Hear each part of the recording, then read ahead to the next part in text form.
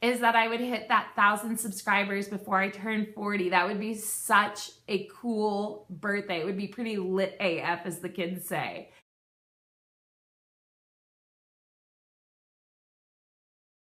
Welcome to Classroomology 101. I am your resident veteran teacher, Kate, and as always, I'm super pumped that you're here. And if you're new, well, welcome. Where have you been? We've been waiting for you. And if you're returning, thank you for coming back.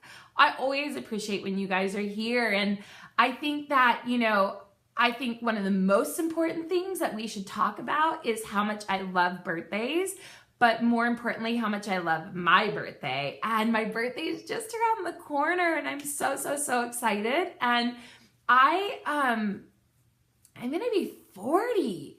And it's not that the number scares me. I mean, I know I look really youthful, and it's kind of hard to believe, but I am gonna be 40. And I think one of the best things that could happen to me is that I would hit that 1,000 subscribers before I turn 40. That would be such a cool birthday. It would be pretty lit AF, as the kids say. AF, I think that's what they say. They also say TF. I mean, they say a lot of things, but it would be pretty lit for me. So if you haven't subscribed, think about it, because it would be a really cool birthday present. Okay, on to why you came. All 50 of you who watch my videos, on to why you came. All right, so we are on this alphabetical advice journey, and we are up to the letter Q, and I really hope that's a Q. And so I was thinking about it, and I really was stuck. There are a couple letters that I was like, I have no clue what I'm gonna do. Q happened to be one of them. And I actually took one of your suggestions, and I'm super pumped because this person has been a big supporter of the channel, and she's been really lovely to me. So you're gonna find out in a minute. First, let's do the recap, shall we? All right, here we go.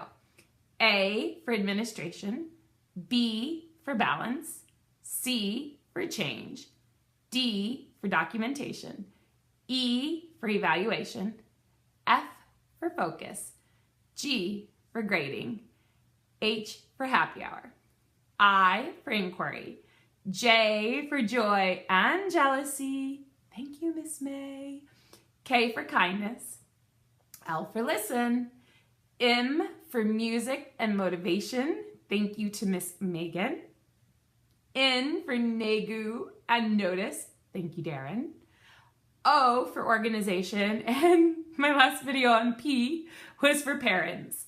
And so we're up to the letter Q. And so what are we going to talk about? Well, I'm excited to announce that Q is going to be all about quality.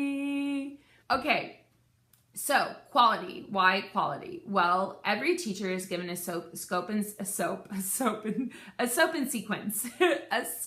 and sequence.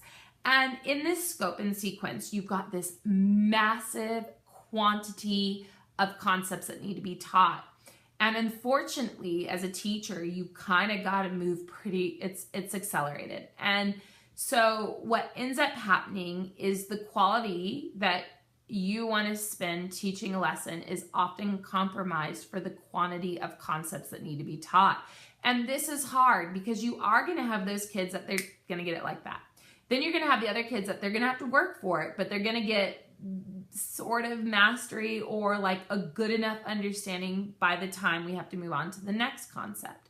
But then you have a handful of kids that it's just, they are never going to hit the mastery of that concept. And that's super frustrating for them because they are not capable of doing what's being requested. And the quality of work that they can hand in is not what is expected of them. And so let's think about this. How is that really truly fair to those children? It's not. It's not. And I think this is one of the things that is inherently so backwards in our education system. And so as a teacher, one of the ways that I can combat that is I have to really think on my toes, and I have to think creatively, and I have to think, how can I still incorporate old concepts into the new material that we're learning? And when you start thinking creatively, it does open up the availability for your children's quality of work to rise. And I think that a lot of times people say, well, I can't do that. That's not possible. You're right. Maybe at your school, that's not possible. I am very fortunate. My students, they love to read. They love to write stories. They love to practice math. And so when I'm teaching something to my students, if they aren't understanding it, I make a lot of anecdotal notes. I make a lot of, mental notes to myself about which students still need practice. When my students are working on something independently, I let them know whether I want this item to be about production or if I want this item to be about quality. And the difference between the two is this. If I want the students to do a quick write for 10 minutes, it's about production. I'm not looking to see, did they capitalize correctly? I'm looking to see how much can they write, how much content can they get down. When I tell my students I'm looking for quality of work, they need to make sure that even if it's 2 sentences, that it is the best that they can possibly do, that they've capitalized, that they put their periods, if they're more challenged, that they have complex sentences where they use appositives or they use ellipses, whatever it may be, right? That I want them to know when it's production, it's about producing as much as you possibly can. And when it's about quality, it's about handing in the best you possibly can. And it's kind of nice to do a mix of the two.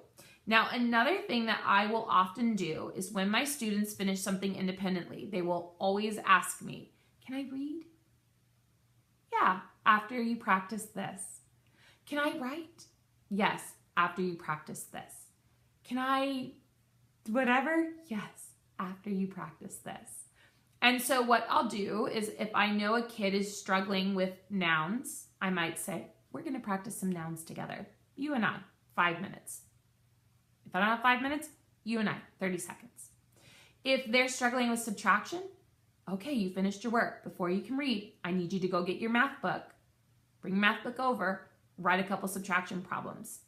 We'll do it together if you can't do it. Oh, you want to try it on your own? Great, come show me when you think you have the answer. And that gives them an extra 5-10 minutes to just practice, right? Just quick. And none of them even question it. They just know that when they finish their independent work, that they're going to come to me and I'm going to say, I want you to practice a skill you've not mastered yet. So they are getting that extra practice every single day. So even though I have to move quickly through the scope and sequence, I'm able to have them still practice what they could not do, what they didn't master. And the thing that I find is when students continually practice the items that they had not mastered, it makes them a stronger, more confident student, and the quality of their work rises. Hashtag win, win. I really think that talking about the quality of education, the quality and standards we hold ourselves to teach as teachers, and the quality and standards that we hold our students to need to be equally high. And that's it for quality. I hope that kind of made sense. To me it did.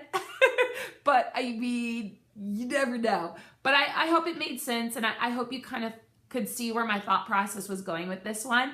And I actually do know what the next one's going to be, and I'm going to try to get it out before a week passes, and I'm really excited about it, and I hope you pick it because I know at the beginning I just was super difficult. And if you didn't subscribe for my birthday. I would love it so much. Help me hit 1,000. That would be so lit.